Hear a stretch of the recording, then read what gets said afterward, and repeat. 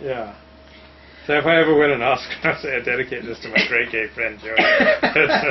Well, I would like it for two reasons. One, because I found in my life that it's not a disadvantage with women when I was pursuing them. I wouldn't. In high school, some people did think I was gay, and I found that worked out well for me. It created kind of a false air of mystery that some chicks got into. Huh. Also, it made you safer. So until your penis had actually crossed the threshold, they weren't sure. Right. So I wouldn't mind that. But we're not talking SHIT on Christmas, Welsh Dragon. The reason we're not out trying to get laid is that we're both more interested in Torah than in sex. And for me, now Luke is probably not as big a fan of Jesus as I am, but for me, all right, Jesus. Like I said on my Facebook status that I'm 206 pounds and pretty for Jesus today. Welsh Dragon says I'm stuck at work or I'd be out there chasing the pickle. Chasing the pickle? Pickle, that sounds gay. Yeah, is that gay? Is that gay? Sounds really gay. It's okay gay. if it is, but like... It's alright. Like, be who you are. Yeah. There's nothing wrong with the pickle. Yeah, there's nothing wrong with it. I won't... Except from a Torah perspective, you should be put to death. And I have kind of a viscerally negative response to it, but I'm pretending not to. It totally grosses us out, but that's not socially acceptable to say, so we have to pretend that we think that you're like a decent human being, but really we just want to vomit right now. Well, pickle also is not... If a guy... If a guy is into guys, at least, like... I think the way he describes his desire... A little more appetizing than than the pickle. That sounds kind of gross. So the Torah portion this week is Miketz. Yes, and let me turn to it. Which is Genesis 41 to Genesis chapter 44, verse 17. And Jews in the diaspora usually read it in the 10th Sabbath after Simchat Torah. It's read on the Sabbath of Hanukkah.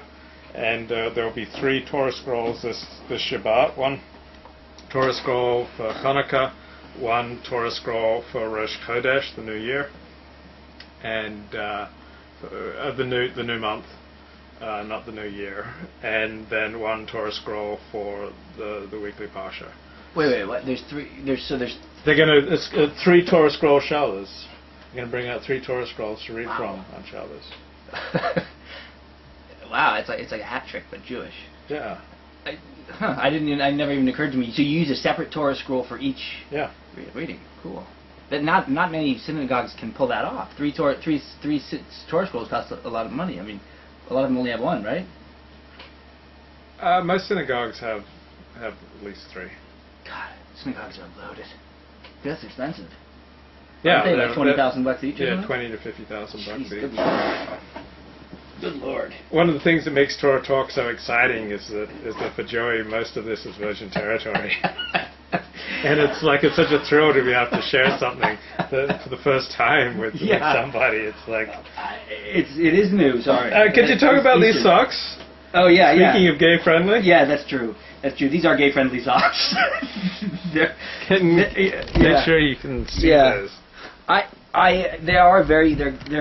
like the kind of beige-ish. I'm becoming a little more interested again in my clothes and pulling out things I haven't worn in a long time. They're kind of beige-ish, but they're very sparkly and little patterns. And then up at the top here, they have kind of a camel ring. I don't know. Camel toe? No, not as appetizing as that, but still pretty good. And I think, like I said, I wanted to be pretty for Jesus today. Now, Welsh Dragon says that chasing the pickle's not gay where he's from. And he accuses us of sitting arm in arm on the Lord's big day. I guess it's kind of like in the movie Brokeback Mountain, where the 2 guys say to each other, I'm not a fag or anything. Right. Just right.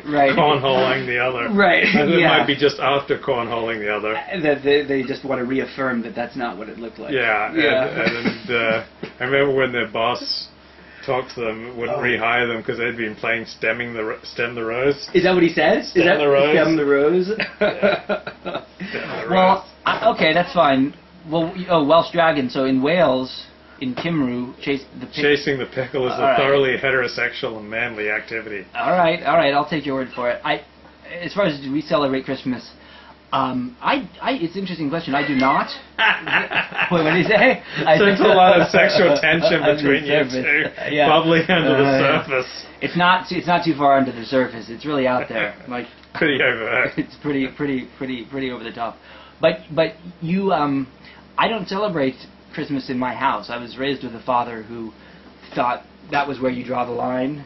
As a Jew in the United States, you can celebrate Christmas at a friend's house, or we have some converts to Christianity in our family. You can celebrate it there, but you don't celebrate it in the house. You don't have a Christmas tree in the house, and so forth. So I can't do it in my house. I mean, even as a grown-up, I just... So you don't have a Christmas tree? We don't have a Christmas tree. I used to work on Christmas Day all the time. Hanukkah bush? No. You're married. What? Well, no, my mother-in-law has all of it. The bush? The Hanukkah bush, Christmas tree. She has the whole Megillah? They have the whole Megillah. She's got the niece making like little cookies that are in the shapes of both like pine trees and Jewish stars. So it's the whole Christmaka thing. So there's a great commentary on this week's Torah portion by Rabbi Ari Kahn, and Joey claims to have prepared and have some points, and we're going to get to those right quick. Just to see if he's telling the truth. But Rabbi Ari Kahn sets the stage for this week's Torah portion. After a series of strategic negotiations and reversals of fortunes, the brothers of Yosef have procured food and are finally united and on their way home to their father. The performance of what they had first thought to be a simple task, buying food, turned out to be impossibly difficult. It resulted in threats, arrest, incarceration, what seemed at the outset as unimaginable horror. But this is all behind them. They are free, mission accomplished.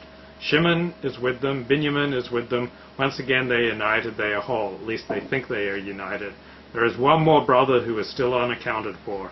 He is apparently not on their minds, and soon the illusion of a peaceful trip home, with all their trials and tribulations behind them, will be shattered with a vengeance.